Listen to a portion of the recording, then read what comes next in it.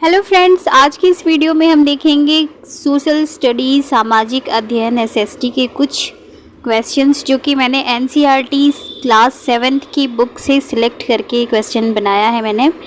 और ये ना सिर्फ सीटेट पेपर 2 के लिए इम्पोर्टेंट हैं, बल्कि अगर आप बिहार शिक्षक भर्ती परीक्षा या फिर किसी भी तरह की प्रतियोगी परीक्षा की तैयारी कर रहे हैं तो आपके लिए ये प्रश्न जो हैं वो हेल्पफुल हो सकते हैं। तो चलिए आज का ये वीडियो शुरू करते हैं अपने पहले क्वेश्चन के साथ।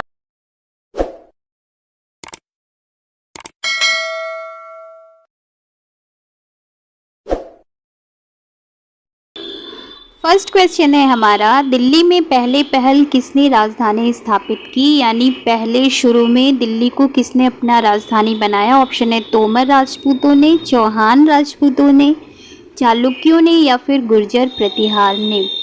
तो इसका ऑप्शन ए बिल्कुल सही है। दिल्ली में पहले पहल तोमर राजपूतों ने अपनी राजधानी बसाई थी। ठीक है, पहले पहल तोमर राजपूतों के काल में दिल्ली किसी साम्राज्य की राजधानी बनी थी। ठीक है, और उसके बाद 12वीं सदी के मध्य में यानी 12वीं सदी के बीच में तोमरों को अजमेर के चौहानों ने परास्त किया था, युद्ध में उन्हें हराया था और फिर वहाँ पे चौहानों का क्या हुआ, शासन हो गया। ठीक है, तो इसका ऑप्शन ए बिल्कुल सही है, तोमर राजपूतों ने।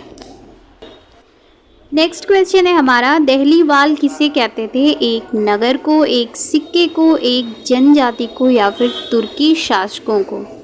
तो इसका ऑप्शन सही है सिक्के को। देहलीवाल किसे कहते थे, एक सिक्के को कहा जाता था देहलीवाल। देखिए, तोमर और चौहानों के राज्यकाल में दिल्ली जो थी वो वाणिज्य का एक बहुत ही महत्वपूर्ण केंद्र बन गया था। ठीक है, इस शहर में बहुत सारे समृद्धशाली जैन व्यापारी रहते थे और जैसा कि व्यापारियों ने बहुत सारे जैन मंदिरों का निर्माण भी कराया था, तो देहलीवाल कहे जाने वाले सिक्के जो थे उस समय ढाले जाते थे, जो काफ़ी प्रचलन में थे। ठीक है, तो उस समय देहलीवाल किसे कहते थे, एक सिक्के को कहा जाता था देहलीवाल। नेक्स्ट क्वेश्चन है, रजिया सुल्तान दिल्ली के सिंहासन पर कब बैठी, यानी कब विराजित हुई दिल्ली के सिंहासन पर। ऑप्शन है 1236 में, सन 1236 में। ऑप्शन बी है 1336 में। ऑप्शन सी है सन 1436 में या फिर ऑप्शन डी सन 1536 में। तो इसका ऑप्शन ए बिल्कुल सही है, सन 1236 में सुल्तान इल्तुतमिश की बेटी रजिया सिंहासन पर विराजित हुई थी, बैठी थी। ठीक है, तो ये बहुत इजी है इसे याद करना। 1 2 3 उसके बाद 6 यानी 1236। 1 2 3 4 5 नहीं, फिर 6 सीधे आ रहा है, तो 1236 में। नेक्स्ट क्वेश्चन है, रानी रुद्रम्मा देवी कहाँ की शासिका थी। ऑप्शन है आंध्र प्रदेश के वारंगल क्षेत्र की। ऑप्शन बी है दिल्ली सल्तनत की। ऑप्शन सी है झांसी की या फिर ऑप्शन डी तंजावुर की। तो इसका ऑप्शन ए बिल्कुल सही है, रानी रुद्रम्मा देवी आंध्र प्रदेश के वारंगल क्षेत्र की शासिका थी।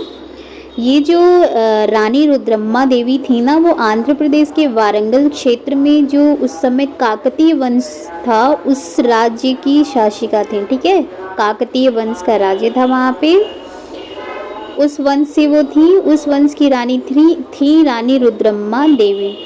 ठीक है, और ये बहुत ही अलग टाइप की रानी थी। रानी रुद्रम्मा देवी जो है, बहुत सारे अभिलेखों से पता चलता है कि वो पुरुषों जैसा वस्त्र धारण करती थी और पुरुषों जैसा अपना नाम जो है वो ये नहीं, लोगों में उन्होंने ये भ्रम पैदा किया था कि वो शासिका नहीं, शासक हैं, वो कोई राजकुमारी नहीं है बल्कि वो एक राजकुमार है। ठीक है, लोगों में उन्होंने इस तरह का भ्रम पैदा किया था और वो भारत में तो लगभग पहली ही ऐसी महिला शासिका थी जिन्होंने पुरुषों का नाम लेकर शासन किया, पुरुष का वेश धारण करके शासन किया था। ठीक है, तो रानी रुद्रम्मा देवी काकतीय वंश की थी और आंध्र प्रदेश के वारंगल क्षेत्र की शासिका थी। ठीक है, ऑप्शन इसका ये राइट है।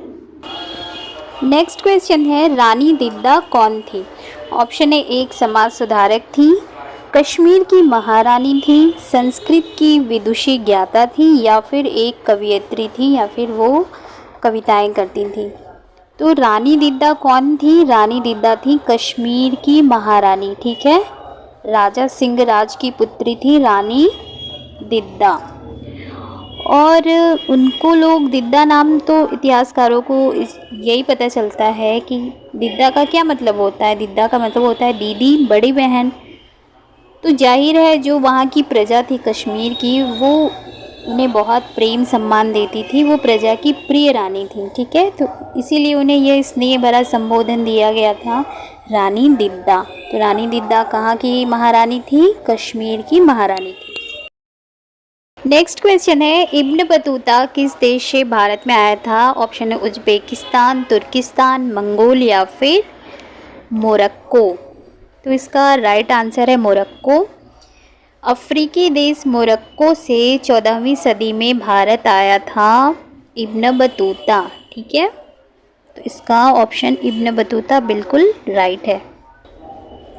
नेक्स्ट क्वेश्चन है, राजराजेश्वर मंदिर का निर्माण किसने कराया था? ऑप्शन है पृथ्वीराज चौहान ने, राजा राज चोल ने, कृष्णदेव राय ने या फिर अहिल्याबाई होलकर ने। तो इसका ऑप्शन बी बिल्कुल सही है, राजा राज चोल ने इस मंदिर का निर्माण करवाया था, राजा राज चोल ने।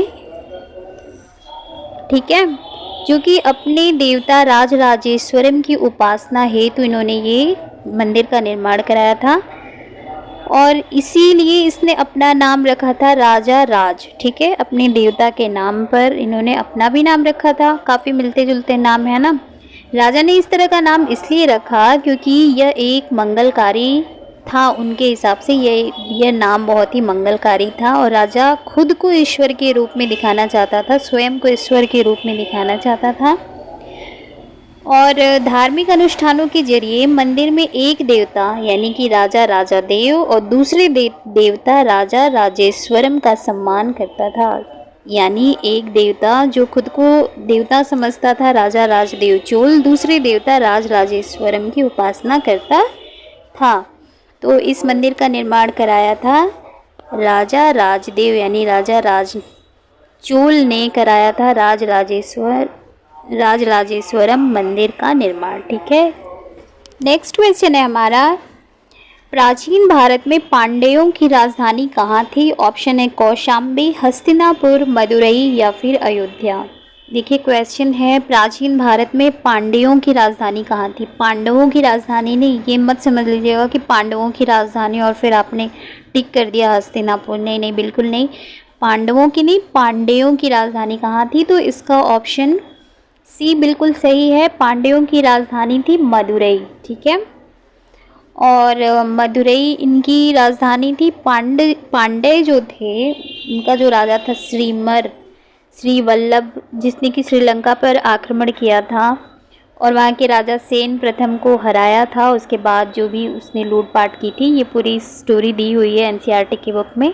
ठीक है, तो इसका ऑप्शन सही है कि पांड्यों की राजधानी मदुरई में थी। ठीक है, नेक्स्ट क्वेश्चन है हमारा, गजनी का सुल्तान महमूद भारत के किस राजा के समकालीन था? यानी जब गजनी का सुल्तान महमूद था तो भारत का कौन सा राजा था उस समय जिसका वो समकालीन था? ठीक है, ऑप्शन है अशोक, कृष्णदेव राय, राजेंद्र प्रथम या फिर पृथ्वीराज चौहान।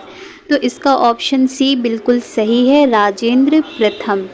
जो गजनी का सुल्तान था महमूद, वो राजेंद्र प्रथम का समकालीन था। और आप जानते ही हैं कि भारत में अपने अभियान के दौरान उसने बहुत सारे राजाओं को पराजित करके मंदिरों को तोड़ा, बहुत तोड़ फोड़ की मंदिरों के साथ उसने, और फिर धन और मूर्तियों को लूट कर अपने देश ले गया। ठीक है, बहुत सारे मंदिरों को महमूद गजनवी ने नष्ट किया था। ख़ास तौर पे जो सोमनाथ का बहुत ही सुंदर भव्य मंदिर था, उसको उसने पूरी तरह से तोड़ दिया था। तो ये एक महमूद गजनवी जो लुटेरा था, वो भारत के राजा राजेंद्र प्रथम का समकालीन था। ठीक है, तो ऑप्शन सी बिल्कुल राइट है। नेक्स्ट क्वेश्चन है, पितरादूरा क्या है? ऑप्शन है अलंकृत नमूने, एक नगर, एक खाद्य सामग्री है या फिर पीला मर्तबान है। यानी पितरादूरा किसे कहते हैं? अलंकृत नमूने को कहते हैं, या फिर ये कोई नगर या शहर है, या फिर ये कोई खाने की चीज़ है, या फिर पीले रंग का मर्तबान है। तो इसका आंसर ए सही है, पितरादूरा है अलंकृत नमूने।